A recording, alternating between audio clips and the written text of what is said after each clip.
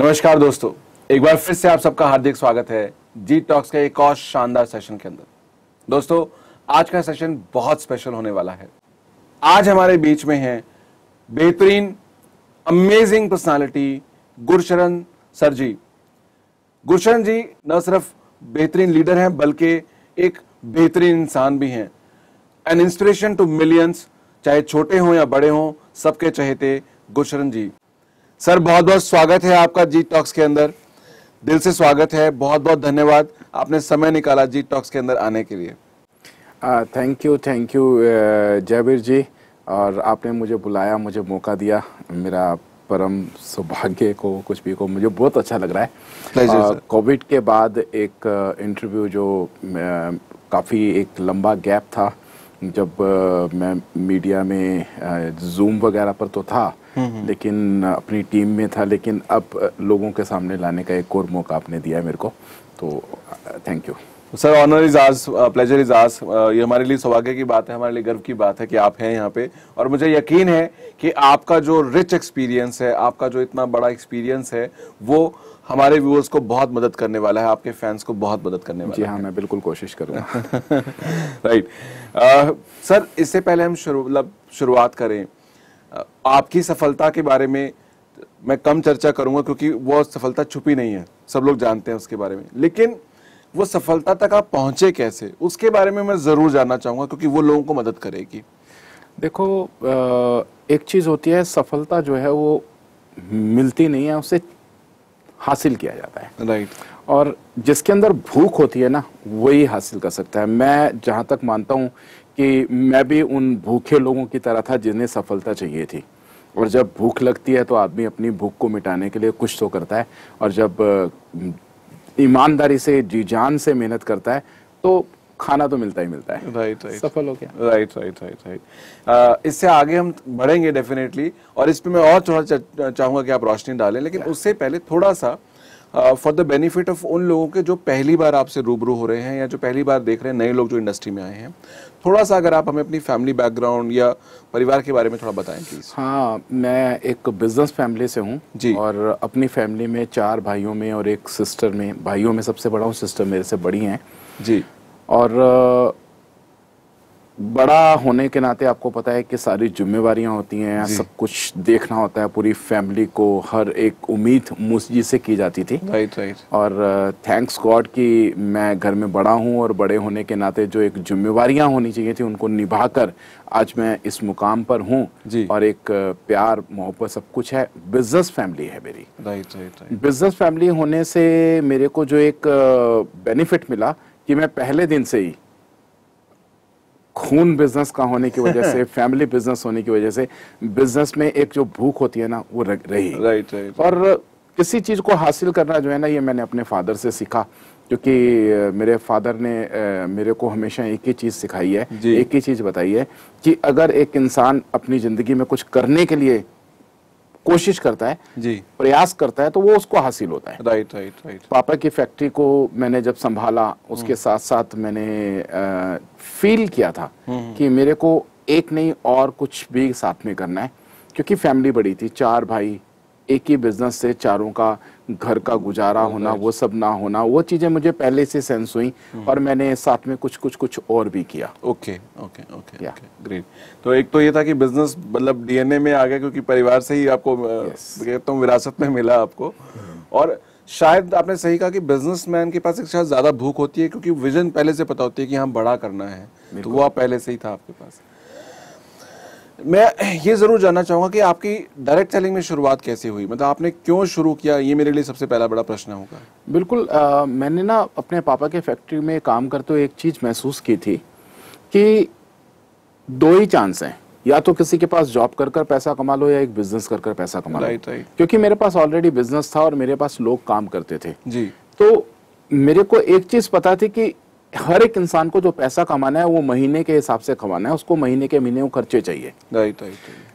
Salary तो मिल जाती थी, लेकिन हमें जो है वो अपनी पूरी मशीनरी, क्योंकि मैं टेक्सटाइल डाइंग और ड्राई क्लीन की मशीनें बनाने का काम करता रहा जी, तो उसमें वो यूनिट्स बनने में बड़ा टाइम लगता था जी, और जब तक यूनिट्स नहीं बनते थे तब तक हमारी इन्वेस्टमेंट्स होती थी।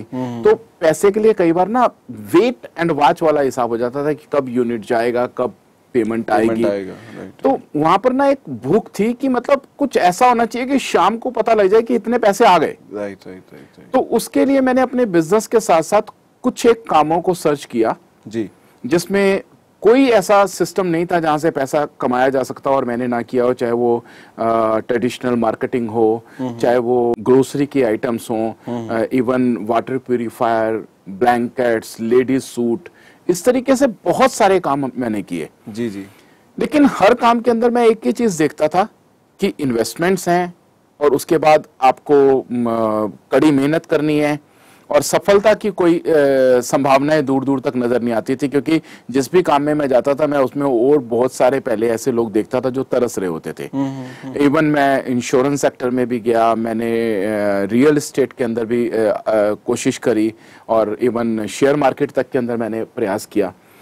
लेकिन नेटवर्क मार्केटिंग जो थी ना, नेटवर्क मार्केटिंग जो डायरेक्ट टू सेलिंग के अंदर आता था, इसमें मुझे लगा कि मार्केट बहुत बड़ी है जी, दुनिया का हर आदमी आपके काम आ सकता है। बिल्कुल। और जब दुनिया आपके लिए ओपन हो, इतनी बड़ी मार्केट ओपन हो और नेटवर्क मार्केटिंग जो अभी इंडिया के अंदर पांव पसार रही थी, और 1999 के अंदर मुझे सबसे पहले नेटवर्क कंपनी एक अमेरिकन कंपनी थी, उससे मुझे शुरुआत करने का मौका मिला। और वहां से मेरी ये सारी जर्नी शुरू हुई। Great, great, great, great. तो वहां से आपने 99 से आपने शुरू किया इस बिजनेस को, और कोई खास चीज थी जिसने आपको अट्रैक्ट किया? एक तो ये था कि हाँ मार्केट पूरी ओपन है, बहुत बड़ी मार्केट है और अभी नहीं थी उस समय ये इंडस्ट्री, इसलिए आपने शुरू किया, या कुछ और चीजें थी जिसकी वजह से आप इस इंडस्ट्री में टिके बाद में? नहीं, देखो, जो सबसे बड़ी चीज थी ना वो थी, कंपनी को ज्वाइन किया था। जी, जी, मुझे याद है 7 नवंबर 1999 की बात थी वो। जी, जी, जब मैंने फर्स्ट बार उसको ज्वाइन किया। जी, जी, और उसमें $25 से ज्वाइनिंग हुआ करती थी। मेरे एक दोस्त ने मेरे को उस कंपनी को इंट्रोड्यूस कराया, बताया, और उसने और मैंने इकट्ठे मिलकर उस कंपनी को ज्वाइन किया था। जी, जी, जी, जी, जी। और उस कंपनी के अंदर मेरे को 30 डेज के अंदर $200 की इनकम हो गई, जो हमने काम किया। Right, right. तो मुझे लगा यार इतनी फास्ट ग्रोथ, ये कैसी इंडस्ट्री है जहां पर आपके $25 $200 में with in a month convert हो गए। Right, right, right. तो वहां से जो एक पैसे की भूख थी ना, एक अचीवमेंट की भूख थी कि अपने पैसे को इतना गुना बढ़ाया जा सकता है, वो मेरे को समझ आ गया। तो मेरे को मालूम लग गया कि अगर इस इंडस्ट्री के अंदर हम जम गए तो बहुत आगे जा सकते हैं। एटलीस्ट उस इंडस्ट्री का पोटेंशियल आपको क्लियर हो गया कि हाँ ये बहुत पोटेंशियल है, तो वहां से विश्वास बन गया। ठीक है, बहुत बढ़िया। सर ये बताएं, जैसे बहुत लोग कहते हैं कि हार्ड वर्क करो, कुछ लोग ये भी कहते हैं कि स्मार्ट वर्क करो, तो आपके लिए, आपकी नज़र में क्या इंपॉर्टेंट है? अगर सक्सेसफुल होना है तो हार्ड वर्क ज़्यादा ज़रूरी है या स्मार्ट वर्क ज़्यादा ज़रूरी है? देखिए, ये सिचुएशन पे डिपेंड करता है। ओके। अगर हम हर बॉल पे बॉल को केवल रोक देंगे तो बात नहीं बनेगी, रन भी बनाना पड़ेगा। जी, जी, जी, जी। राइट। सिचुएशन कैसी है, आपको हार्ड वर्क की ज़रूरत है, स्मार्ट वर्क की ज़रूरत है, और उसके हिसाब से, क्योंकि हर चीज़ हर जगह पर फिट नहीं होती। करेक्ट, करेक्ट, है ना। हर बॉल पर चौका नहीं मारा जा सकता, हर बॉल को स्टॉप नहीं किया जा सकता, हर बॉल पर रन भी नहीं बनेंगे। Right, right. कोशिश ये रहनी चाहिए कि कोई बॉल मिस ना हो, हर बॉल पर रन बना लिया जाए। राइट। तो जब भी किसी से इस सिस्टम के बारे में बात की तो मेरी यही कोशिश रही कि मैं उसके ड्रीम्स बिल्ड कर सकूं, ताकि जब उसके ड्रीम बिल्ड होते हैं तभी जाकर उसको कुछ करने की इच्छा पैदा होती है। Correct, correct. तो जैसा मौका बना वैसा काम किया। Right, right. तो सर जैसे कोई एक दो एग्जांपल्स के साथ शेयर करोगे जहां जिससे ये आपको याद आए कि हाँ यहाँ पे हार्डवर्क की ज़रूरत थी तो मैंने हार्डवर्क ही किया, और यहाँ पे स्मार्ट वर्क की ज़रूरत थी तो मैंने फिर स्मार्टली प्ले किया। मेरे को एक वाकया याद आया कि मेरा एक दोस्त था, उसने मुझे बताया कि उसके कोई फैमिली डॉक्टर हैं जो लेडी डॉक्टर थी, और उन्होंने बताया कि अगर उनके पास ना क्लाइंटेज बहुत ज़्यादा है जी, तो हमारे पास, क्योंकि जिस कंपनी में मैं काम करता रहा उसमें सप्लीमेंट्स बहुत ज़्यादा थे जी, तो उसमें कुछ ऐसे प्रोडक्ट्स थे जो फीमेल्स के लिए भी बहुत ज़्यादा रिकमेंडेड थे, जिससे उनको बड़े बेनिफिट्स मिलते थे। तो उसने मेरे को एक बार बोला कि क्यों ना हम उस डॉक्टर के पास जाएं और उसको इस बिज़नेस के बारे में बताएं और वो उसको ज्वाइन कराएं। जी जी। तो जब मैं उन डॉक्टर के पास गया तो उन्होंने मुझे पहले तो सुना, लेकिन उन्होंने स्ट्रेट फॉरवर्ड मुझे मना कर दिया कि सॉरी, मैं इस तरह के काम नहीं कर सकती, मैं अपने काम में बहुत बिजी हूँ। तो जब उन्होंने मुझे मना किया तो हम वहां से वापस आ गए जी। लेकिन कहीं से मुझे ये लग रहा था कि यार, मैं हमेशा ये मानता रहा कि जो हमारी इंडस्ट्री है हर किसी की नीड है, इसे हर किसी को करना चाहिए। True true true. क्योंकि दो तरह की इनकम है, एक एक्टिव और एक पैसिव। जी। और अगर हम उस इनकम की बात करते हैं तो ये मुझे मना क्यों कर रही है, मैं उसकी ना को एक्सेप्ट नहीं कर पाया। मैं कुछ दिन बाद उस दोस्त के बिना उनके पास दोबारा चला गया जी। उन्होंने मुझे पहचाना नहीं, मैंने जब बात करी तो उन्होंने को याद आया, उन्होंने कहा अच्छा हाँ आप आए थे, पर मैंने तो आपको मना कर दिया था, फिर आप क्यों आए? मैंने कहा मैंने सोचा कि एक ट्राई और की जाए, हो सकता है उस दिन आपका मूड अच्छा ना हो या आप उस वक्त मेरी बात ना समझ पाए हो, तो मैंने कहा एक बार और समझाने की कोशिश करता हूँ। लेकिन सेकंड टाइम भी उन्होंने मुझे स्ट्रेट फॉरवर्ड रिजेक्ट कर दिया। Okay okay. मैं थर्ड टाइम फिर गया। ओके। थर्ड टाइम जब गया तो उन्होंने थोड़ा सा मुझे डांट भी दिया। लेकिन मैं फोर्थ टाइम फिर गया और फोर्थ टाइम उन्होंने मेरे को थोड़ा और ज्यादा रूडली बोला। लेकिन अब मैं जब भी घर आता था तो मैं सिर्फ ये सोचता था कि इनको ज्वाइन कराऊं तो कैसे कराऊं। ओके। कहते हैं ना कि जब तलाश में निकलो तो भगवान भी मिलता है। Right right.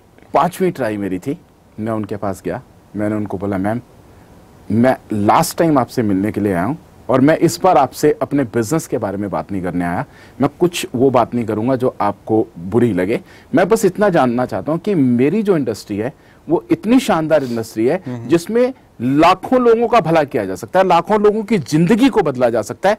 आपके लिए हो सकता है अभी इस बिजनेस को समझने में या इस बिजनेस के बारे में आपकी ना हो, लेकिन क्या आप किसी ऐसे इंसान को जानते हैं जिससे आप प्यार करते हैं और उसको इसकी जरूरत हो? यू कांट बिलीव जयवीर जी, वो 2-3 मिनट तक सिर्फ मुझे घूरती रही, देखती रही, और लास्ट उसने अपनी जब चुप्पी तोड़ी तो उसने बोला हाँ मेरा भाई है। राइट। उसका बिजनेस नहीं है, उसकी नौकरी छूट गई है, उसे पैसे की जरूरत है, वो आपके साथ मैं उसको इंट्रोड्यूस करा देता हूं। और दोस्त, जब उन्होंने उसके ब्रदर ने ज्वाइन किया तो अपने ब्रदर को सक्सेस करने के लिए उसके नीचे उसकी सिस्टर ने, उन डॉक्टर ने ज्वाइन किया। जो ये जहां से मुझे एक ये मिला कि आपको हाँ करवानी आनी चाहिए, दुनिया का कोई आदमी नहीं है जो आपको ना कर सके। Great great, wonderful wonderful, awesome sir, बहुत ही बढ़िया, बहुत इंस्पायरिंग था। और आपने हार नहीं मानी, आपने लगातार वो एफर्ट जारी रखा। एंड बेस्ट पार्ट इज कि आपने बहुत स्मार्टली प्ले किया ये अंडरस्टैंड करने के लिए उसको जरूरत नहीं है बट उसके माध्यम से कोई मिल जाएगा। बहुत ही खूब, बहुत ही खूब सर। सर अगर मैं ओवरऑल आपसे पूछूं आज इस मुकाम पर आकर के, सक्सेस का क्या मायना है आपके लिए? देखिए, सक्सेस 2 तरह की होती है। एक सक्सेस तो वो होती है जिसके लिए आप तड़फ रहे हो जी, लेकिन जब वो आपको मिल जाती है तो सक्सेस के मायने बदल जाते हैं। फिर मजा आने लगता है लोगों को सक्सेस करने का। आज जब मेरी टीम के अंदर मेरे साथ मेरे बिजनेस में बहुत सारे लोगों की जिंदगी बदलने का मुझे मौका मिला है और नए लोग हर रोज मिलते हैं, उनको सक्सेस करने में एक बड़ा ही मजा आता है। तो सक्सेस वो नहीं है जो मुझे मिले, सक्सेस वो है जो मेरे लोगों को मिले। Wonderful, awesome, great sir, great. और शायद ये तो बिजनेस की नेचर ही बिजनेस का ऐसा है कि जब तक आप औरों को हेल्प नहीं करोगे तो बात बनने वाली नहीं है। बिल्कुल। तो ये तो हेल्प करने का बिजनेस है। सक्सेस के रूल्स क्या हैं आपके हिसाब से? मतलब जो आपका इतना गाढ़ा रिच एक्सपीरियंस रहा उसके हिसाब से सक्सेस के क्या रूल्स हैं? देखिए, ये मैं एक चीज बताऊं, कभी ना हार मानने की ताकत जिसके अंदर होती है ना, वो ही सक्सेस होता है। और सक्सेस का रूल यही रहता है कि लगातार प्रयास करते रहो, आज नहीं तो कल सक्सेस जरूर मिलेगी। एक बहुत जबरदस्त डायलॉग है कि सफलता एक दिन में मिलती नहीं पर एक दिन मिलती जरूर है, बस आपको बने रहना है। जो लोग डर जाते हैं, छोड़ जाते हैं, हार मान जाते हैं, उनको लगता है ये हमारे बस की नहीं है, उन्हें सफलता नहीं मिलती। लेकिन जो एकदम तत्पर रहते हैं, प्रयास करते हैं, तो जरूर मिलेगी 100%। राइट। जिसको हमेशा, जैसे हम बोलते भी हैं नॉर्मल भाषा में कि यहाँ पे कोई फेल नहीं होता लेकिन लोग छोड़ जाते हैं, तो वो खुद मान लेते हैं राइट कि मेरे बस की नहीं है। जब हम ये मान लेते हैं ना कि नहीं, एक चीज सिंपल है, अगर कोई आदमी, कोई दूसरा आदमी कोई काम कर पा रहा है तो मैं क्यों नहीं? बिल्कुल, मेरे पास भी तो वही सब कुछ है। बिल्कुल, मैं भी तो वैसा ही हूँ, वही हाथ पैर, वही आंख, वो नाक, वो कान, वो सब कुछ उसके पास भी है, मेरे पास भी है, वही दिमाग मेरे पास भी है। हमें तो सिर्फ ये समझना है कि अगर वो कर सकता है तो मैं भी कर सकता हूँ। बल्कि मैं तो ये मानता हूं कि जो काम कोई नहीं कर सकता उसे आप कर सकते हो, लेकिन करने की हिम्मत होनी चाहिए। Right, so true, so true. क्योंकि कोई ना कोई काम, हर कोई काम कभी तो किसी ने पहली बार किया था नेचुरली। तो अगर वो सोच लेते फिर तो कभी जिंदगी डेवलप ही ना होती, हो ही नहीं सकता था, दुनिया आगे नहीं बढ़ पाती। कभी तो किसी ने उड़ने का सोचा तो ही तो जहाज बना, कभी किसी ने शायद अंतरिक्ष में जाने का सोचा तो ही तो स्पेस। बिल्कुल। कभी कभी तो मैं यहाँ तक कहता हूँ कि लोग कहते हैं कि सूरज पर जाना नामुमकिन है, क्योंकि वो इतना गर्म है कि वो उससे पहले ही उन चीजों को पिघला देगा। लेकिन मैं जानता हूँ कि एक वक्त ऐसा भी आएगा जब ऐसी चीज भी बनेगी जो नहीं पिघलेगी और लोग सूरज पर भी पहुंचेंगे। बिल्कुल, क्योंकि नामुमकिन कुछ भी नहीं है। बिल्कुल बिल्कुल बिल्कुल, नहीं सहमत है आपकी बात से। क्योंकि देखिए लॉजिकल जो अब आपने बात की, कितनी लॉजिकल और कितनी बड़ी बात थी। कभी तो चंद्रमा पे जाना भी मुश्किल था, पहुंच के आज वो रीच में है। मार्स तक जाना बहुत नामुमकिन सा लगता था, लेकिन ऑलरेडी मतलब हमारे लोग पहुंच रहे हैं वहाँ पे, स्पेसक्राफ्ट पहुंच रहे हैं। तो आई एम श्योर एक दिन वो भी होगा जो आप कह रहे हैं। 100% राइट। देखिए जो चीज दिमाग में आई है वो तभी आई है जब वो पॉसिबल है। बिल्कुल। अगर पॉसिबल नहीं होता तो वो दिमाग में आ ही नहीं सकता था। करेक्ट। यानी कि हमारा कहा जाता है ना कि भगवान ने, अगर क्योंकि मैं भगवान को मानता हूँ और उनके बिना कुछ नहीं, मैं यही मानकर चलता हूँ कि अगर भगवान ने कोई चीज दिमाग में पैदा की है तो वो है तभी पैदा हुई है, नहीं तो नहीं हो सकती। बिल्कुल बिल्कुल। अगर वो नेचर ने थॉट डाला है आपके दिमाग में तो कुछ तो उसका रीजन है, ऐसे तो वो डाला नहीं। Correct correct correct. नहीं बहुत सही, बहुत खूब, बहुत ही खूब। इसी बात से संबंधित मुझे एक और चीज जो प्रश्न मेरा है, बहुत बार लोग ये बोलते हैं कि सक्सेस यार वो लक की था, मतलब, और खासकर जब आप सक्सेसफुल हो जाते हैं तो आपने बहुत बार सुना होगा कि अरे यार आपकी किस्मत अच्छी थी, आप लक्की थे, आपको ये मिल गया। तो आपका क्या मानना है, सक्सेस में लक कोई रोल प्ले करता है क्या? देखिए कहने को तो कुछ भी कह दिया जाता है, लेकिन जिस इंसान ने सक्सेस हासिल की है जी, मेरे को नहीं लगता कि कोई 0.01 मतलब 0.1% में जाकर अगर हम बात करें तो किसी को लक से मिली होगी, वरना हर किसी को सक्सेस तो हार्ड वर्क से मिलती है। Right right. काम करने से ही सफलता मिलती है, क्योंकि एक चीज़ पक्की है कि सफलता और बहाने कभी एक साथ नहीं चलते। राइट। जिन लोगों के पास बहाने होंगे उन्हें सफलता कभी नहीं मिलेगी, और जिनके पास सफलता के लिए एम होगा वही सफल हो सकते हैं। Great, wow, wonderful wonderful. So ये एक भ्रम है, मतलब मैं भी पूरी तरह से सहमत हूँ आपकी इस बात से कि लक जो है शायद एक ऐसा शब्द हमने बना दिया इंसान ने कि यार ठीक है वो लकी है। मुझे लगता है वो कोई कुछ लोग होते हैं ना। जयवीर जी एक चीज समझे कि लक, व्हाट इज लक? अगर मैं जुड़ने के बाद किसी को इस बिजनेस के बारे में बताऊंगा ही नहीं, वो इंसान इस बिजनेस में आएगा ही नहीं, तो मेरा लक कहाँ काम करेगा? राइट। कहीं नहीं करेगा ना। या तो मेरे साथ अपने आप लोग आकर जुड़ गए, मैंने किसी को नहीं बताया, मेरा बिजनेस अपने आप चल पड़ा, तो उसे हम लक कह सकते हैं जी। जब मैंने किसी एक आदमी को जोड़ा और किसी दूसरे आदमी को जोड़ा, किसी तीसरे आदमी को जोड़ा, 10 आदमी को बताया, 5 को बताया, उसमें से जितने भी जुड़े उनके जुड़ने से ही बिजनेस बना ना। Right right. क्योंकि ये बिजनेस तो भीड़ का बिजनेस तो नहीं है। Right.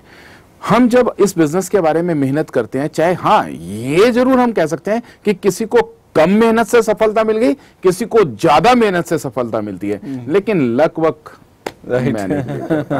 Great great great. So ultimately ये आदमी का अपना परिश्रम है और आदमी की अपनी मेहनत है जिससे कि रिजल्ट मिलना है। 100%। Great great great great. Sir हर इंसान की सफलता की जब कहानी हम सुनते हैं तो अक्सर ये बात समझ में आती है कि कोई ना कोई पॉइंट ऐसा आया जहाँ पे आदमी को लगता है कि ये बस ये मेक इट था या ब्रेक इट था।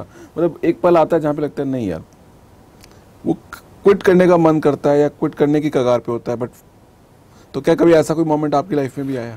नहीं, बिल्कुल नहीं आया, क्योंकि मैं एक चीज जानता हूँ कि क्विट करना जो है किसी भी समस्या का समाधान नहीं है। समस्या को हल करना जो है वो सबसे बड़ा जरूरी है, क्योंकि दुनिया में कोई भी ऐसी प्रॉब्लम नहीं है जिसका समाधान ना हो। Right. अगर आप सक्सेस नहीं हो पा रहे हो तो आपको काम करने के तरीके को बदलना है, ना कि काम को बदलना है।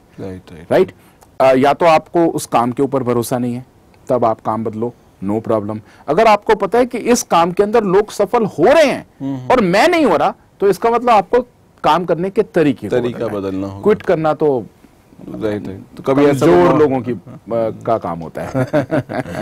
राइट। और आपने के दिमाग में कभी ऐसा नहीं है? कभी नहीं। मैंने तो हमेशा प्रॉब्लम्स आई, बहुत बड़ी बड़ी प्रॉब्लम्स आई, बहुत दिक्कतें हुई, लेकिन उन दिक्कतों से लड़ा। सर कोई एक दो इंसिडेंट शेयर करना चाहोगे कि हाँ ये चैलेंजेस थे जहाँ पे एक आम आदमी टूट जाता, लेकिन हाँ आप रहे वहाँ पर? देखो, नेटवर्क में जो सबसे बड़ी प्रॉब्लम आती है ना, वो होता है कि नेटवर्क्स के अंदर जो लोगों का कंपनियों को बदल देना, नीचे से ख़त्म हो जाना, छोड़ जाना, आपका उनके साथ सहमत ना होना, ऐसी लॉट ऑफ प्रॉब्लम्स है। किसी एक प्रॉब्लम के ऊपर बात नहीं की जा सकती। राइट। ये तो ऐसी प्रॉब्लम्स है जो हर कदम पर, आज भी मैं सक्सेस भी हूं तो भी आती हैं। राइट। लेकिन हमें ये देखना है कि जो काम कर रहे हो ना, उस काम के अंदर आपको एक चीज समझनी है कि दुनिया का हर आदमी आपके लिए नहीं बना है। राइट, बिल्कुल सही है।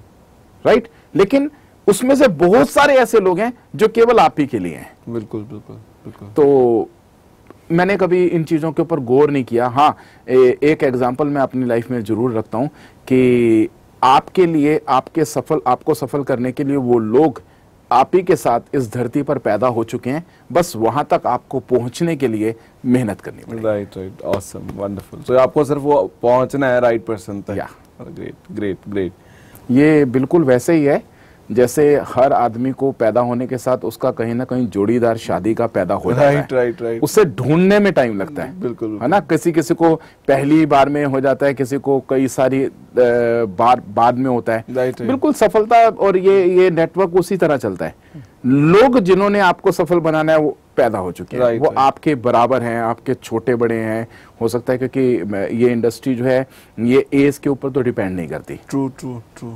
ना एज, ना कोई भी प्रोफेशन के किसी भी बिल्कुल। ये तो सिर्फ मुझे लगता है कि आदमी का अपना एक सिर्फ माइंडसेट है। अगर उसको क्लैरिटी आ गई और अगर वो कंसिस्टेंटली काम करेगा तो हाँ बिल्कुल। आपको ना हर एक इंसान जिससे आप बात करते हो उसके अंदर संभावनाएं तलाशनी है। राइट। अगर हम संभावनाएं तलाश पा रहे हैं तो हो जाएगा। और अगर हम हर आदमी से केवल ये चाह रहे हैं कि बस ये जुड़ जाए और काम कर दे तो कुछ नहीं होगा। है ना? राइट। बिल्कुल सही। सर एक बड़ी कॉमन चीज़ हम सुनने को मिलती है, मैं इतने सफल लोगों से मुलाकात करता हूँ, उनमें से बहुत सारे लोग मुझे ये बात बोलते हैं कि सक्सेस आने से पहले आपका टेस्ट ज़रूर लेती है। 100% लेती है। 100%। कोई एक दो इंसिडेंट या कोई चीज़ आप अपने रियल लाइफ अगर उससे शेयर करना चाहें ताकि हमारे व्यूअर्स को और क्लैरिटी आएगी, उससे और सीखने को मिलेगा कि हाँ जो सफलता पाई उसके लिए आपने क्या इम्तिहान जो दिए वो हर आदमी देता है, मतलब। तो आप अपनी रियल लाइफ के कुछ एग्जांपल शेयर करेंगे प्लीज? देखिए, ये तो बहुत सारे एग्जांपल्स हैं, एक नहीं है, लेकिन एक छोटा सा इंसिडेंट मैं आपसे शेयर करता हूँ। जी। जब मैंने डायरेक्ट सेलिंग इंडस्ट्री को ज्वाइन किया जी, मेरी फैमिली से मेरे को बिल्कुल सपोर्ट नहीं था। मेरे फादर ने मुझे अपना सबसे निकम्मा बेटा तक डिक्लेयर कर दिया। एक बार तो उन्होंने गुस्से में मुझे यहाँ तक बोल दिया कि इससे अच्छा तो तू हमारे घर में पैदा ही ना होता, क्योंकि उनको ये लगता था कि कहाँ हमारी फैक्ट्री है, हम खुद बिजनेस करते हैं और ये किन कामों में लगा हुआ है, कैसे कैसे बिजनेस कर रहा है, कहीं ऐसा ना हो कि कल को लायबिलिटीज़ हमारे ऊपर आएँ, लोग हमें आकर परेशान करें। बट एक चीज़ क्लियर थी कि मेरे को एक चीज़ समझ आ रही थी कि मैं किसी के साथ फ्रॉड नहीं कर रहा, मैं किसी की इन्वेस्टमेंट्स नहीं करा रहा, मैं उनको एक अपॉर्चुनिटी दे रहा हूं जहां से उसकी जिंदगी के अंदर एक बड़ा बदलाव आ सकता है और उसके ड्रीम्स जो हैं वो सच्चाई में कन्वर्ट हो सकते हैं।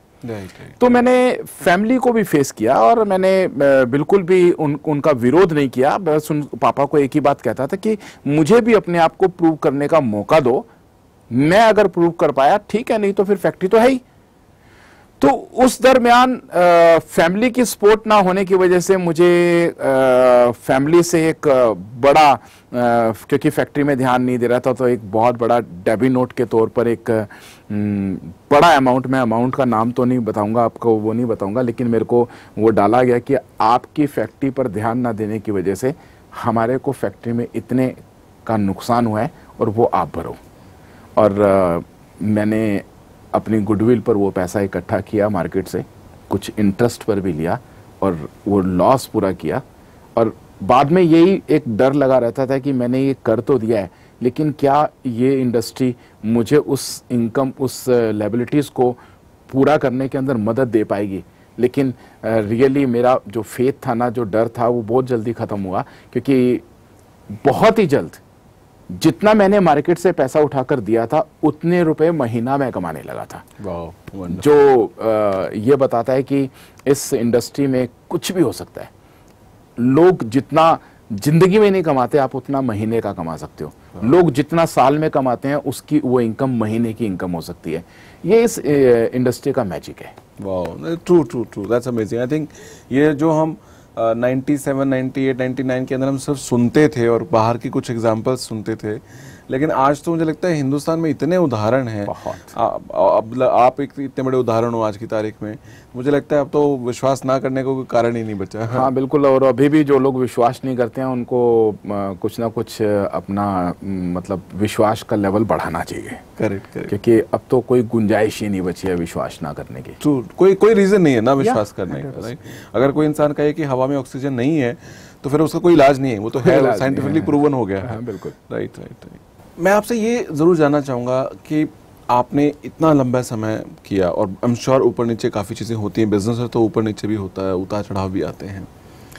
अगर मैं आपसे ही पूछूं कि इतने लंबे समय में आपका इतना रिच एक्सपीरियंस रहा, आज गुरचरण जी को अगर दोबारा से चीज़ शुरू करनी हो या आज अगर आपको मौका मिले तो आप कैसे इसको रीस्टार्ट करेंगे? अगर मुझे दोबारा मौका मिले तो मैं सच में बता रहा हूँ मेरी ज़िंदगी में एक बहुत बड़ा सुधार आ जाएगा। क्योंकि मैं कई बार खुद मेरे को लगता है यार क्यों ना एक बार फिर से सब कुछ दोबारा से शुरू किया जाए। क्योंकि जब इस इंडस्ट्री में फिर से शुरुआत की जाती है ना, नए सिरे से शुरुआत की जाती है, तो काम करने का एक आनंद ही अलग होता है।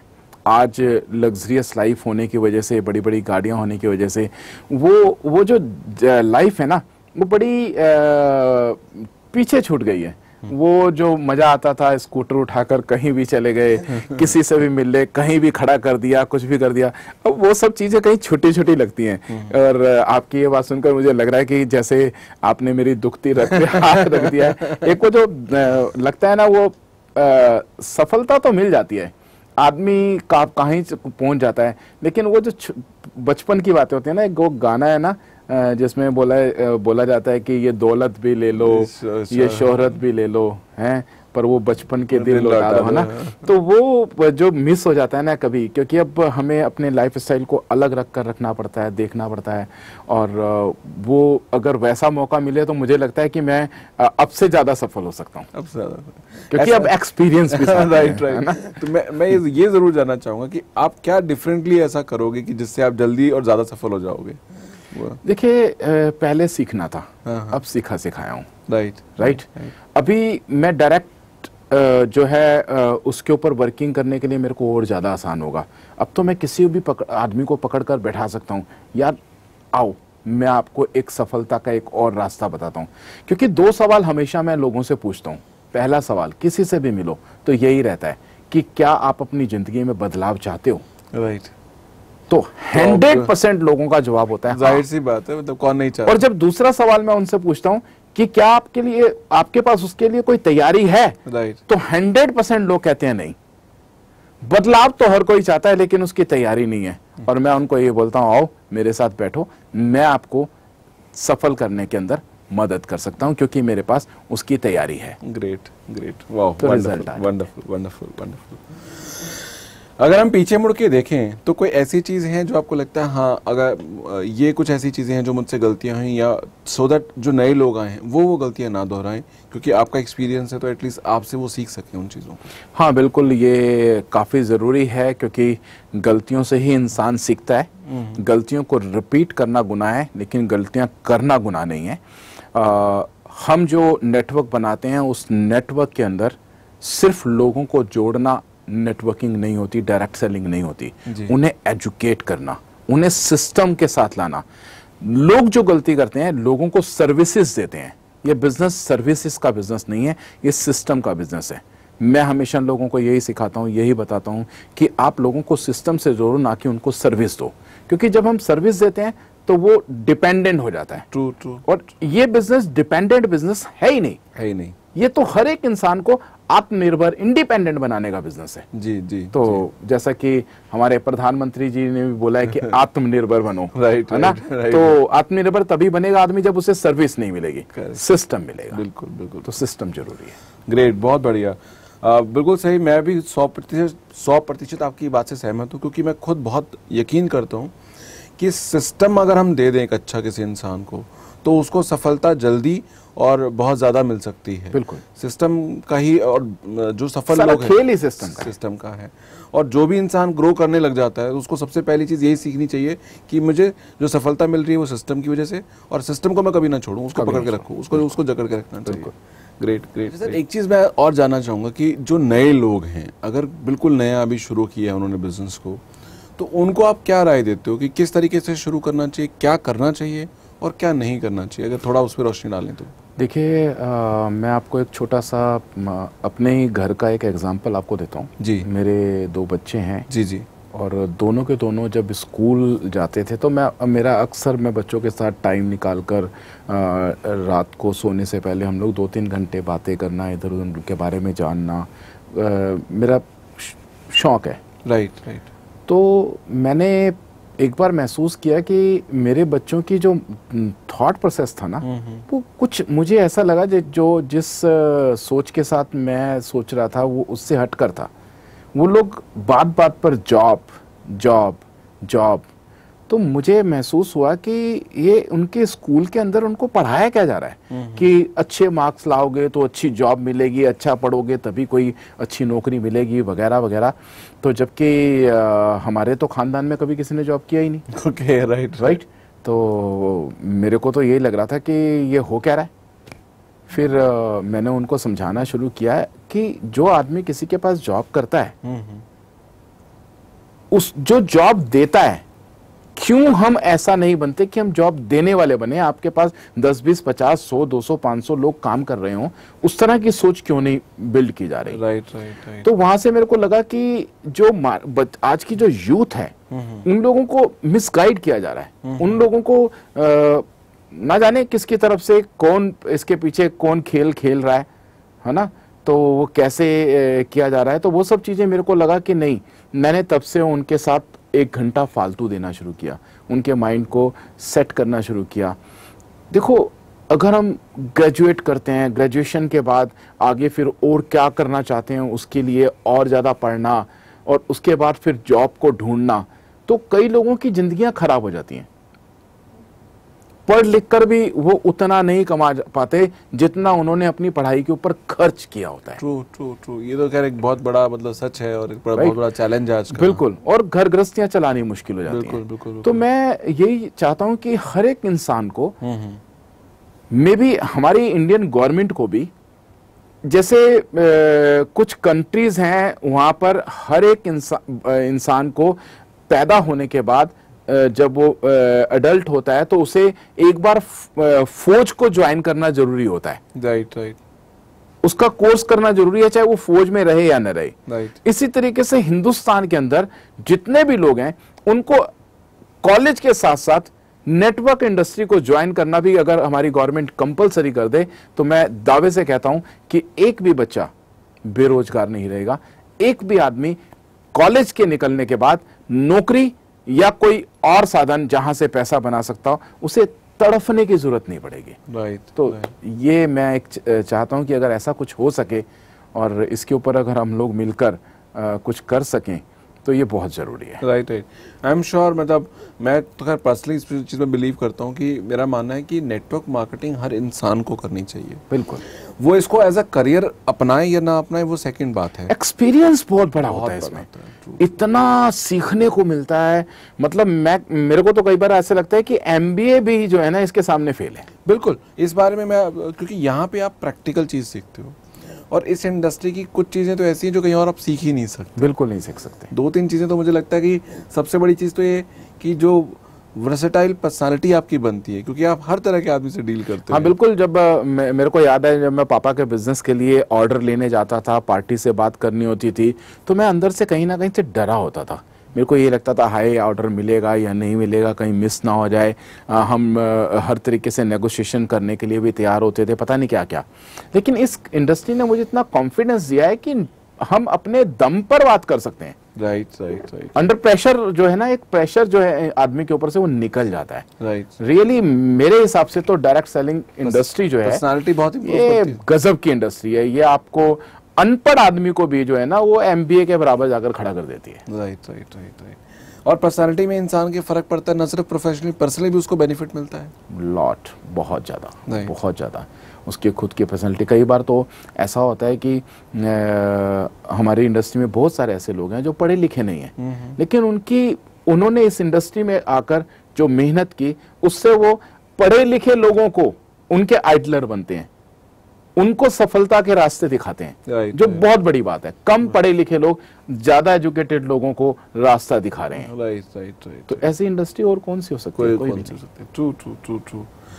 और अगर मान लीजिए जब कोई नया व्यक्ति जब ज्वाइन करता है, इस इंडस्ट्री में ज्वाइन करता है, मान लीजिए आज अगर यूथ कोई ज्वाइन करता है, तो उनको आप क्या गाइडलाइंस देना चाहोगे कि उनको क्या करना चाहिए, क्या नहीं करना चाहिए? इस इंडस्ट्री में वो सफल होने के लिए उनको किन चीज़ों का ध्यान रखना चाहिए? देखिए, जितने भी यूथ हैं उनके लिए एक बहुत स्ट्रॉन्ग मैसेज मैं देना चाहता हूँ कि ये इंडस्ट्री एक ऐसी इंडस्ट्री है, आपकी लाइफ में कोई भी एम है, आप कुछ भी बनना चाहते हो, डॉक्टर बनना चाहते हो, लॉयर बनना चाहते हो, कोई बिजनेस करना चाहते हो, विदेश में जाकर अपना कोई सेटअप करना चाहते हो, लेकिन अगर आपने 2 साल 3 साल इस इंडस्ट्री में लगा दिया तो आप जो भी करना चाहते हो ना, उसमें सफल हो जाओगे यार, फेल नहीं हो सकते। चैलेंज है मेरा। लेकिन वो 2-3 साल आपको यहां पर उतनी ही मेहनत के साथ एक बार लगाना है, और उसके बाद उसके जो रिजल्ट आपके पास आएंगे ना, कमाल के होंगे। आप कैसे सफलता को आसान कर दोगे। सफलता जो बहुत मुश्किल होती है, जिसके लिए सालों साल, कई बार तो जिंदगी के आखिरी पड़ाव तक इंतजार करना पड़ता है, लेकिन अगर आप नेटवर्क इंडस्ट्री के अंदर 3 साल लगाते हो तो आपके लिए किसी भी लाइन के अंदर जाकर सफल होना जो है वो आसान हो जाता है। और इसलिए अगर आप अपनी जिंदगी को आसान बनाना चाहते हो तो आपको 3 साल कम से कम किसी कंपनी के साथ पूरी शिद्दत के साथ काम करना चाहिए। और अगर आपकी किस्मत अच्छी हुई तो शायद आपके विचार भी बदल जाएं और आप इस इंडस्ट्री को छोड़ने के लिए 3 साल के बाद तैयार ही ना हो। राइट, ग्रेट, बहुत बढ़िया। एक और चीज़, उस दिन हम डेटा शेयर कर रहे थे जैसे आपके साथ, तो विदेशों के मुकाबले हिंदुस्तान में लेडीज़ जो हैं वो कम एक्टिव हैं डायरेक्ट सेलिंग के अंदर।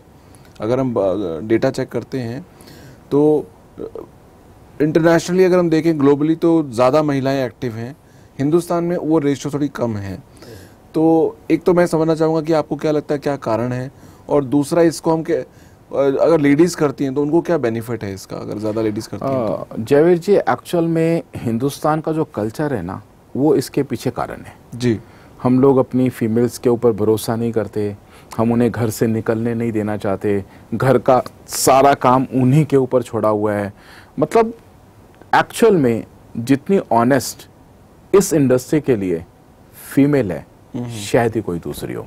क्योंकि उनके अंदर, इंडियन जो फीमेल्स होती हैं, उनके अंदर एक जो खूबी है वो होती है समर्पण की, समर्पित की। चाहे वो बेटी थी तो वो अपने पिता के प्रति समर्पित थी, वो अपने भाई के, अपने मायके में अपने भाई के प्रति समर्पित थी।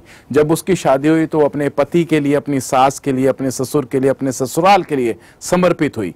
लेकिन जब वो नेटवर्क इंडस्ट्री में आकर इसमें अपने आप को समर्पण पे देती है ना, तो रियली जितनी जल्दी फीमेल ग्रोथ करती है इस बिजनेस के अंदर, वो उसके अंदर दूसरा नहीं कर सकता। और इसलिए ये आपका क्वेश्चन बहुत अच्छा है। मैं यही चाहता हूं कि हम जितना ज्यादा हो सके फीमेल को इसके अंदर बढ़ावा दें। क्योंकि हिंदुस्तान के अंदर आज इनकम्स के दायरे में अगर हम देखें तो फीमेल्स की रेशो बहुत कम है। वो हमेशा डिपेंडेंट है। उसे डिपेंडेंट से हटाकर इंडिपेंडेंट पर लाना। एक छोटी सी चीज देखो, मैं एक चीज जानता हूं कि अगर एक लेडी शादी के बाद पति के घर पर चले जाती है जी, और उसके पापा को या उसके भाई को पैसों की कोई जरूरत पड़ जाती है, बीमारी के लिए, बिजनेस के लिए, किसी और जरूरत के लिए, तो वो अपने पति से मांगकर उसे नहीं दे सकती। बिल्कुल नहीं, क्योंकि अगर उसने पति से अपने मायके के लिए पैसा मांगा तो पता नहीं क्या कुछ सुनने को मिल जाएगा। True, right. हमारे समझ में मतलब ज्यादातर फैमिलियों के अंदर, कहीं एक दो फैमिलियों की मैं बात नहीं करता, लेकिन ज्यादातर फैमिली। लेकिन अगर उसके पास नेटवर्क इंडस्ट्री से खुद का फंड होगा तो उसे किसी से पूछने की जरूरत नहीं है। वो अपने भाई को, अपने पापा को, अपनी मदर को, किसी को भी खुद डिसीजन लेकर मदद कर सकती है। ये फ्रीडम जो है ना, वो इसी इंडस्ट्री से मिल सकती है, कहीं और से नहीं। Right right right. तो क्या लेडीज के लिए आसान है इसको करना, मतलब फैमिली की रिस्पॉन्सिबिलिटीज के साथ? बहुत आसान है, बहुत आसान है, बस उसे थोड़ा सा ना हिम्मत करनी पड़ेगी, थोड़ी सी हिम्मत करनी पड़ेगी। दरअसल होता क्या है,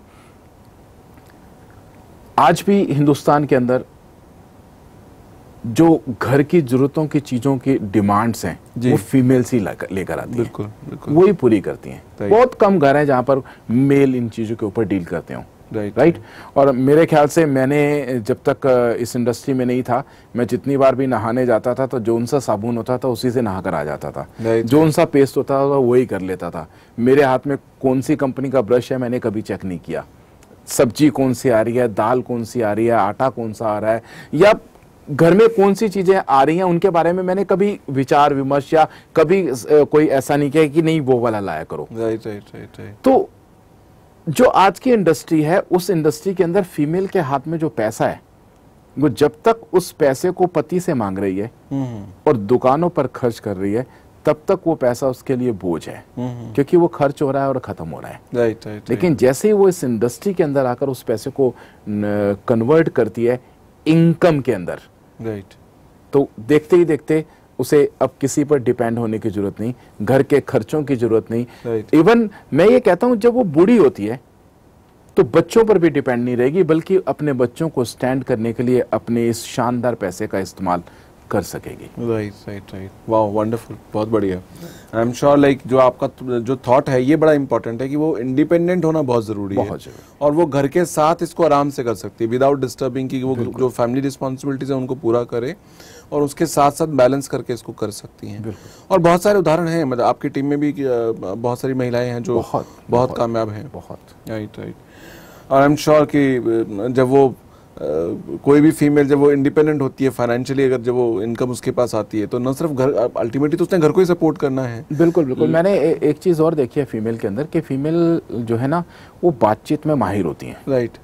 मेरे को याद है कि जब मैं स्कूल जाया करता था, तो जिस बस स्टैंड से मुझे अपने स्कूल के लिए बस पकड़नी होती थी, वहाँ पर हम अगर 10 मेल खड़े हैं जी और एक फीमेल खड़ी है, तो एक तो सबसे अलग हटकर खड़ी होती थी, और कोई दूसरी फीमेल आती थी तो वो उसी के साथ आकर खड़ी होती थी, ना कि वो मेल्स के साथ आकर खड़ी होती थी। Right right. Indian culture. जी जी।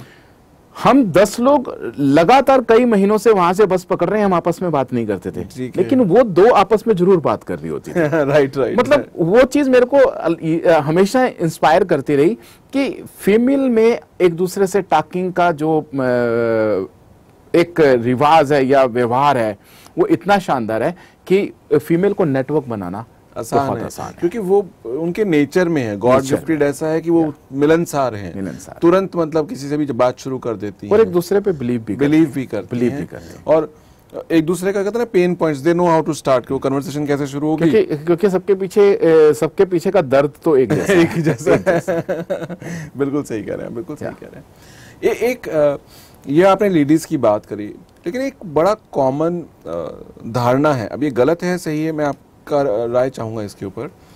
बहुत लोग कहते हैं कि यार देखो इस इंडस्ट्री में पैसा तो है, लेकिन वही लोग कमाते हैं जो पहले आ गए। अब मतलब जिन्होंने कमाना था वो ऑलरेडी मतलब पहुंच गए हैं, कमा लिया, अब जो लोग आएंगे उनके लिए मुश्किल है इसमें क्या पैसा कमाना। नहीं, ये बिल्कुल गलत धारणा है। दरअसल मैं तो यहाँ तक कहता हूँ कि नौकरी से, बिजनेस से या किसी प्रोफेशन से पैसा कमाना अब बीते जमाने की बातें हो गई।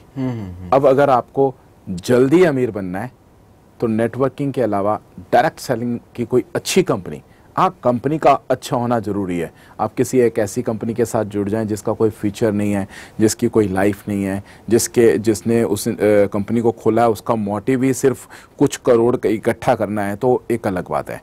लेकिन अगर आप एक अच्छी कंपनी के साथ जुड़ते हैं, कोई भी हो, तो मेरे को लगता है कि अगर आपका डिसीजन एक अच्छा डिसीजन है, एक अच्छी कंपनी के साथ आप हैं, तो आपके लिए आसान हो जाता है सब कुछ। Right right. तो आज भी अगर कोई व्यक्ति ज्वाइन करेगा तो उसका मतलब उसके लिए भी फ्यूचर ब्राइट है, ज़्यादा आसान है, ज़्यादा आसान है, क्योंकि जो टफ समय था वो हमारा वाला था। लोगों को डायरेक्ट सेलिंग के बारे में बताना, प्रोडक्ट्स की नॉलेज देना, और कम प्रोडक्टों पर काम करना। अब तो इस इंडस्ट्री के अंदर इतना नाम हो चुका है, पहले ये नहीं पता होता था कि कौन सी कंपनी कितने दिन चलेगी। अब बहुत सारी ऐसी कंपनियां, इंडियन कंपनियां कितनी सारी हैं जो एक नाम कमा चुकी हैं, जो इंडिया से स्टार्ट होकर विदेशों में जा चुकी हैं, आज एक ब्रांड हैं और ग्लोबल हैंडेट्स में उनके नाम आते हैं वगैरह वगैरह। तो हम एक बिलीव कर सकते हैं। पहले लोगों को बिलीव कराना मुश्किल था, उनको लगता था कि ये शायद फ्रॉड है, ये शायद ठगने के सिस्टम है। लेकिन आज लोगों को पता लग चुका है कि ये कैरियर है और ये सबसे बड़ा कैरियर है। ट्रू। और ये एक ऐसा कैरियर जो आपके साथ भी है और आपके बाद भी है। राइट। वंडरफुल। एंड मुझे आपकी बात से एक बात याद आई, मुझे वो बहुत यहाँ पे लगती है। जैसे अभी मैं आपसे शेयर भी किया, जब हमने 97, 98, 99 वो जो दौर था, जब इंडस्ट्री शुरू हुई थी 96 में, तो लोगों को नेटवर्क मार्केटिंग एक स्कीम लगती थी। उनको ठीक है, ये तो एक मतलब कि स्कीम है, इसको बिजनेस तो माना ही नहीं जाता था। आज लेकिन आसान शायद इसलिए क्योंकि सफलता के इतने उदाहरण हैं जिसकी कोई सीमा नहीं है। तो एक तो एग्जाम्पल बहुत है, दूसरा 22 साल 20 साल आप जैसे जो सक्सेसफुल लोग हैं वो एक अपने आप एग्जाम्पल बन चुके हैं कि भाई 20 साल से एक आदमी ने अपनी पूरी ज़िंदगी इसमें डिवोट कर दी। तो बिजनेस की कहते हैं ना कि लगातार वो कंसिस्टेंसी दिख रही है। तो वो अपने आप में एक बहुत बड़ा उदाहरण है कि 20 साल से पूरी फैमिली इसी के ऊपर डिपेंडेंट है, न सिर्फ खुद की फैमिली बल्कि और कितनी सारी फैमिलीज जो है इसके ऊपर डिपेंडेंट है। तो इससे बड़ा क्या प्रूव हो सकता है कि हाँ ये बिजनेस है। तो वो एक दिखता है शायद आज की तारीख में। नहीं, बिल्कुल। देखिए, आप कहीं से भी पैसा कमा रहे हैं, राइट, आप जो कमा रहे हैं उसे खर्च कर रहे हैं। जी। उसकी ग्रोथ जो है एक लिमिट के हिसाब से चल रही है। राइट। बहुत कम लोग होते हैं जो ज़्यादा ग्रोथ कर पाते हैं। राइट, किसी भी जगह पर। राइट। अगर 100 में से 2-4 लोग ग्रोथ कर पा रहे हैं किसी भी काम में, तो उसे ग्रोथ नहीं बोला जाता। लेकिन इस इंडस्ट्री के अंदर आप जितने पुराने हो जाते हो, आपकी ग्रोथ उतनी ज्यादा होने लगती है, आपकी ग्रोथ उतनी ज्यादा बढ़ने लगती है। राइट। और एक जो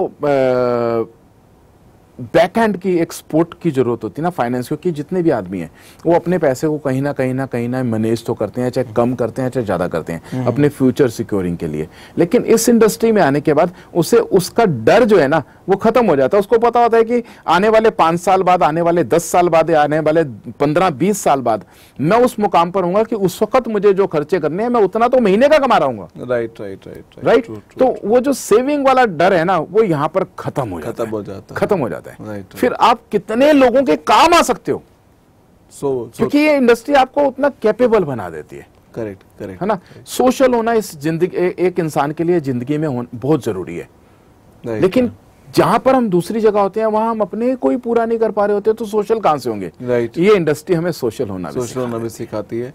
राइट। और मुझे लगता है ये भी एक, जैसा आपने जिक्र किया कि प्रोडक्ट बहुत ज्यादा हैं, पहले लिमिटेड प्रोडक्ट होते थे, अब प्रोडक्ट बहुत ज्यादा हैं, तो आसान है उनको करना। देखिए, ऐसा है ना कि जो बिलीव लेवल है ना उन लोगों का बढ़ गया है। राइट। और अभी जो दौर चला है कोविड का, उसमें भी लोगों ने लोगों को सिखा दिया है। राइट।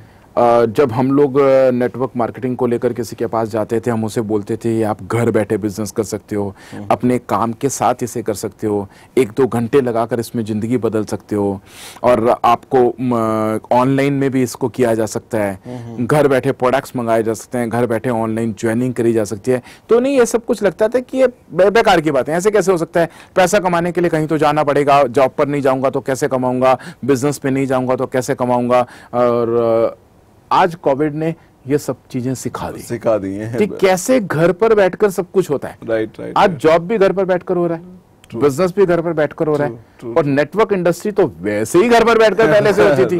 है ना। तो अब लोगों को जो चीजें पहले हमारे कहने से समझ नहीं आती थी, इस दौर ने वो उनको समझा दिया। इसके लिए अब रुझान जो है ना वो लोगों का बढ़ रहा है। और सही वक्त है इस वक्त, जो इस मौके को संभाल गया वो इस इंडस्ट्री में जल्दी कामयाब होगा। और मुझे लगता है कि मुझे आपकी इस बात से मुझे एक बात याद आई जो मेरे मेंटर ने मैंने सीखी थी करीबन 20-21 साल पहले।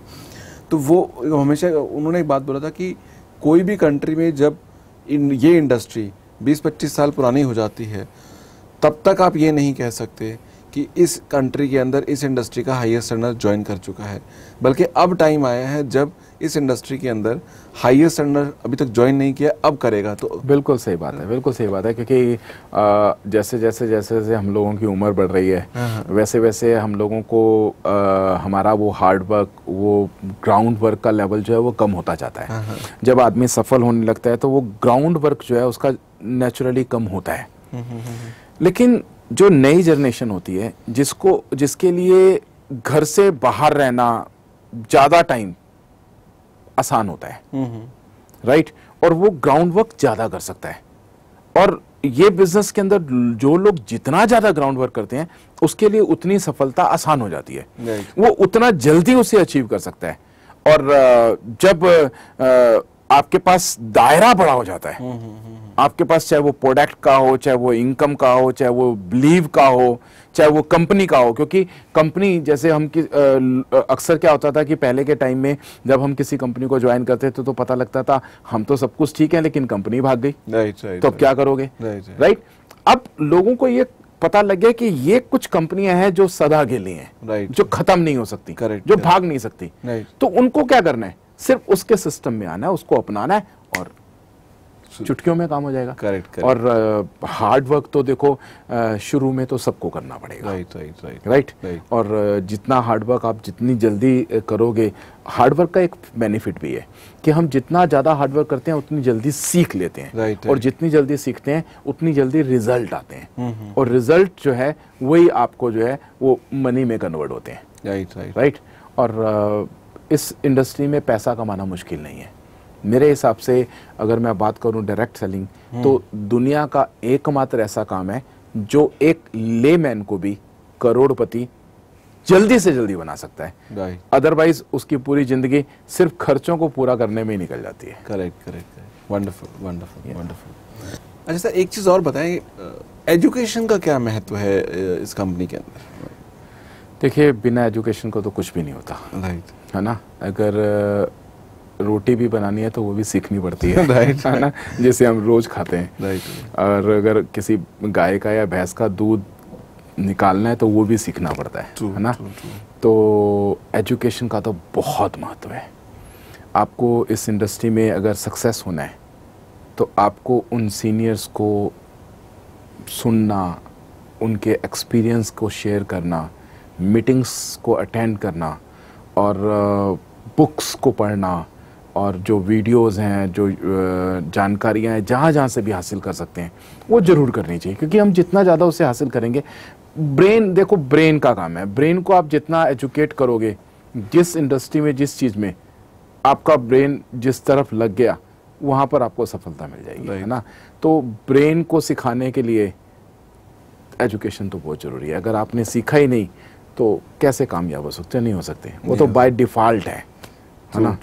और अगर इसे हम लक कह सकते हैं, जो हमने शुरू में बात करी थी कि लक, वो उसे लक कह सकते हैं कि बिना एजुकेशन के अगर कोई बाय डिफ़ॉल्ट कामयाब हो जाता है तो वो लकी हो सकता है, अदरवाइज लक कुछ नहीं है। अदरवाइज लक, जो सफलता है ना, वो तो मेहनत से ही मिलती है। बिल्कुल, जितने भी लोग हैं मैं उनको एक जरूर बोलूँगा कि मीटिंग से कभी परहेज मत करो। सिर्फ पैसा कमाने से ज़िंदगी नहीं चलती, पैसे को अपने ऊपर खर्चना भी सीखो, अपने ब्रेन के लिए, अपनी पर्सनैलिटी के लिए। अगर आप अपनी कमाई का एक छोटा हिस्सा अपने ऊपर, अपने ब्रेन के लिए, अपनी एजुकेशन के लिए, अपनी पर्सनैलिटी के लिए खर्च कर रहे हैं तो आपकी इनकम कई गुना बढ़ सकती है। अदरवाइज वो स्टेबल रह सकती है, वो आपको बहुत ज़्यादा उसके लाभ नहीं होने वाले।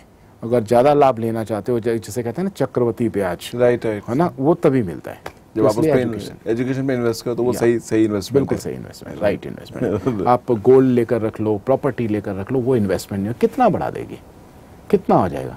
लेकिन अगर आपने एजुकेशन के ऊपर खर्च किया है ना तो आप कितना भी कमा सकते हो। Great, wonderful, amazing amazing amazing.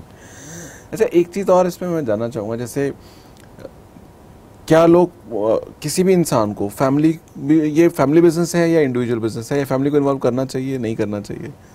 देखिए, जब आप फैमिली को इन्वॉल्व करते हैं तो आप अपनी फैमिली का भला कर देते हैं, क्योंकि आपके बाद इतनी शानदार इंडस्ट्री होने के बावजूद अगर आपके परिवार के लोग कुछ और सोच रहे हैं, किसी और जगह से पैसा कमाने की सोच रहे हैं, तो शायद आप उनको वहीं पर ले जाकर खड़ा कर रहे हो जहां पर आज दुनिया खड़ी है। अगर आप उनसे प्यार करते हो तो आपको अपनी फैमिली को इसमें इन्वॉल्व जरूर करना चाहिए। जैसा कि मैंने अब पहले भी बोला था यूथ के लिए कि उसे 3 साल इस इंडस्ट्री में जरूर आना है। हो सकता है आपके फैमिली के जो लोग हैं, अगर उनके विचार आपके साथ सहमत ना भी हों, और अगर आप चाहते हो कि वो जो भी करना चाहते हैं, अगर उनका कोई और एम है, मैं ये नहीं कहता कि इसी इंडस्ट्री में आकर ही हर आदमी सफल होगा, किसी का हो सकता है कोई और इच्छा भी हो, राइट। लेकिन अगर वो उस लाइन में भी कामयाब होना चाहता है तो उसको इस इंडस्ट्री का 3 साल का एक्सपीरियंस तो लेना ही चाहिए, ताकि उसके लिए वो काम भी आसान हो जाए। राइट। इसीलिए शायद आपने अपने बेटे को भी कुछ इन्वॉल्व करना शुरू कर दिया। अपनी पूरी फैमिली को मैं इसमें इन्वॉल्व रखता हूँ किसी ना किसी रूप में। अभी मेरा बेटा 18 प्लस हुआ है जी। और अभी 19वां में चला है और मैंने उसको अपने साथ रखना शुरू कर दिया है। तो उनका इंटरेस्ट आ रहा है। हाँ बिल्कुल। एंड आई एम श्योर उनकी सबसे बड़ी चीज़ जो उनकी होगी, बाय द टाइम वो जब ग्रेजुएट होंगे या कॉलेज पास आउट करेंगे, तो अपने साथियों के मुकाबले जो इस इंडस्ट्री में नहीं है उनके मुकाबले उनकी पर्सनालिटी में एक बहुत ज़बरदस्त फ़र्क होगा। बिल्कुल। एक तो मैंने उसको एक चीज़ ज़रूर रखी है कि मेरी सक्सेस को भुनाने की कोशिश मत करें। राइट। अगर वो अपनी सक्सेस को भुनाएगा ना तो जिंदगी एक अलग मायने रखती है ना। ये बहुत बड़ी लर्निंग है। नॉर्मली आदमी को लगता है कि चलो मैंने तो कर लिया, बेटर नेक्स्ट जनरेशन को लेट देम एंजॉय। लेकिन आपने जो एक बड़ी छोटी और सरल भाषा में जो एक बहुत बड़ा मैसेज दिया कि वो आपकी सक्सेस है, लेकिन अगर he wants to enjoy real success तो उनको अपनी सक्सेस ये मैंने चीज़ ना अपने पापा से सीखी थी कि मुझे याद है कि जब मैं फर्स्ट टाइम अपनी फैक्ट्री गया था तो मेरे पापा ने मुझे फैक्ट्री में घुसने से पहले ही बाहर ही रोक दिया था कि बेटा रुक। मुझे लगा शायद मेरा स्वागत करेंगे कोई नारियल तोड़ेंगे, लेकिन थोड़ी देर बाद जब वो आए तो उन्होंने आकर मेरे को एक बात बोली कि अंदर जाने से पहले एक बात समझ ले कि ये फैक्ट्री तेरे पापा की नहीं है, तू यहाँ काम सीखने आया है। राइट। तो मुझे तब उस बात का मीन समझ नहीं आया। मैं जब अंदर गया, मेरे पापा ने फैक्ट्री में मुझसे झाड़ू लगवाया और मटके, तब मटकों में पानी रखा करते थे हम पीने के लिए, तो मटकों में पानी भरवाया, मशीनों को साफ़ कराया और अपनी लेबर के लिए चाय लेने चाय की दुकान पर भेज दिया। मैं वो छिक्के के अंदर, मुझे याद है, मैं चाय लेकर आया उनके लिए। फिर जब सबने चाय पी ली तो उन्होंने बोला कि ये चाय के गिलास उठाकर रख के छिक्के में कोने पे रख दे, चाय वाला आकर अपने आप ले जाएगा। तो मैं उस वक़्त अपने आप को बड़ा वो महसूस कर रहा था कि ये पापा मेरे क्या है, क्योंकि मैं तो सोच कर गया था पापा की फैक्ट्री ऑफिस जैसा फिल्मों में देखते थे कि ऐसे टेबल पे पैर रख के ऊपर बैठ जाएंगे वो, और उन्होंने मेरे को बिल्कुल उस तरीके से काम कराया। मुझे उस वक्त उसका मीन समझ नहीं आया। लेकिन 1 साल बाद जब मैं अपनी फैक्ट्री के अंदर मैंने देखा कि जो हमारी लेबर थी, जो काम करते थे, मैं उनके इक्वल जाके खड़ा था। जिस काम को वो करते थे उस काम को मैं भी कर पाता था, उनसे बेहतर कर पाता था। तो मैंने वहाँ से देखा कि मुझे 2 फायदे हुए। एक, मेरे को सालों साल सीखने के लिए टेबल कुर्सी का सहारा ना मिलकर फील्ड में रहकर मेरे को सीखने को मिल गया। दूसरा, मुझे एक चीज़ समझ आ गई कि दुनिया में कोई भी काम छोटा और बड़ा नहीं होता। आज भी मैं किसी भी काम को करने के लिए मेरे को जरा भी शर्म नहीं आती। तो वो सब चीज़ें जो है ना, वो एक्सपीरियंस जो है मेरे को जो अपने पापा से मिला, मैं वही आगे अपने बच्चों को देना चाहता हूँ। वंडरफुल, अमेजिंग, बहुत बढ़िया सर, बहुत बढ़िया। सर लास्ट में एक और चीज़ पूछना चाहूँगा मैं आपसे, वो ये कि इस इंडस्ट्री का फ्यूचर आप क्या देखते हैं यहाँ से? बहुत ब्राइट फ्यूचर है, बहुत ब्राइट फ्यूचर है मेरे हिसाब से। अगर किसी आदमी को अपने सपनों को पूरा करना है, अपने ड्रीम्स फुलफिल करने हैं, तो इस इंडस्ट्री के अलावा बहुत संख्या लोगों की ज़िंदगी को बदलने के लिए कोई दूसरी इंडस्ट्री अगले कई दशकों तक और नहीं हो सकती। हो सकता है अगले 100 साल, 200 साल या उससे भी ज़्यादा साल। ये इंडस्ट्री जो है ना, अभी तो बेबी है, अभी तो इसको पनपना बाकी है। जितनी जल्दी लोग इस इंडस्ट्री में आ जाएंगे उतनी जल्दी उनकी जिंदगियां में सुधार हो जाएगा। उनकी जो ड्रीम्स है ना वो फुलफिल होंगे। वो अचीवमेंट्स जो अपनी लाइफ में हर आदमी चाहता है, ढूंढ रहा है लेकिन मिल नहीं रहा, वो मिलने लगेगा। और रियली ये अकेली इंडस्ट्री ऐसी है जो आपकी पुश्तों को सुधार सकती है, पुश्तों को। मैं तो कभी कभी ये भी कह देता हूं कि जो पैसे को लेकर पाप है ना, वो इस इंडस्ट्री से ही खत्म हो सकते हैं और किसी इंडस्ट्री से नहीं हो सकते। नहीं तो कोर्ट कचहरियां तो भरी पड़ी हैं हिस्सेदारी के लिए, लेकिन ये इंडस्ट्री आपको उन सब खतरों से बचाती है। आप इतने कैपेबल होते हैं कि आप अपने रिश्तों को खराब करने के बजाय आप उनके अंदर प्यार बांटने की ताकत रखते हैं। फास्टेस्ट करोड़पति बनाने की इंडस्ट्री है ये, वो भी बिना लागत के। थोड़ी सी मेहनत, कुछ साल की, जिंदगी भर का सुख, ज्ञान से भरपूर है। आपको इतना कुछ सिखा देगी, इतना कुछ बता देगी जो किसी भी दूसरी जगह से नहीं आ सकता। मैंने तो बहुत पढ़े लिखे लोगों को देखा है जिनको पैसे के लिए झगड़े करते हुए, अपने रिश्तों को खराब करते हुए, कोर्ट कचहरियां करते हुए, लेकिन इस इंडस्ट्री में आने के बाद ना इन सब चीज़ों से आदमी बाहर निकल जाता है। प्यार आने लगता है दूसरों से। जो कामयाब नहीं है, हर इंसान को जिसे भी आप देखते हो ना, आपको उस पर दया आती है। लगता है कि काश ये भी इस इंडस्ट्री को समझ जाए और इसकी ज़िंदगी भी बदल जाए।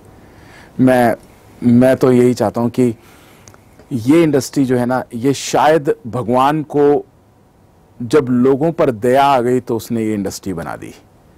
और अब इस दया का पात्र कौन कौन बनेगा ये तो समय बताएगा।